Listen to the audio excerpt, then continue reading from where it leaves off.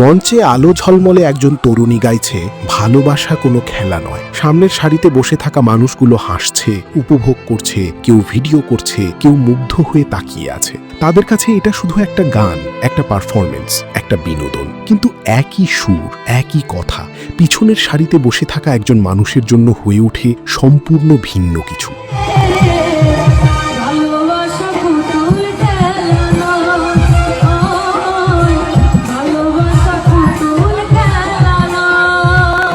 সে একা, চারপাশে কেউ নেই, অথচ ভিড়ের মাঝেই সবচেয়ে নিঃসঙ্গ।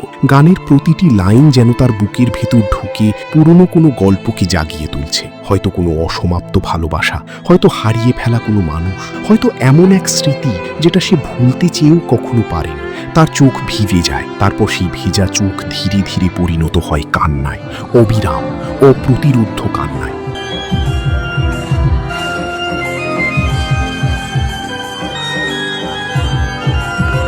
সামনের সারিতে বসে থাকা বন্ধুরা হাসছে, ভিডিও করছে। তাদের কাছে এটা অদ্ভুত, মজার, কিন্তু তারা জানে না এই কান্নার পিছনে লুকিয়ে আছে কতটা না বলা গল্প।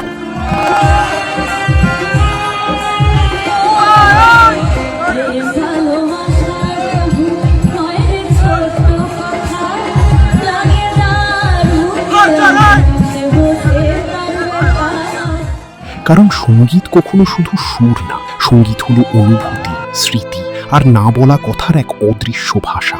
একই গান, কারো কাছে আনন্দ, আবার কারো কাছে ভেঙে পড়ার কারণ। এই তো সুরের শক্তি, যে শক্তি চোখে দেখা যায় না, কিন্তু হৃদয়কে ভেঙে দিতে পারে নিঃশব্দে।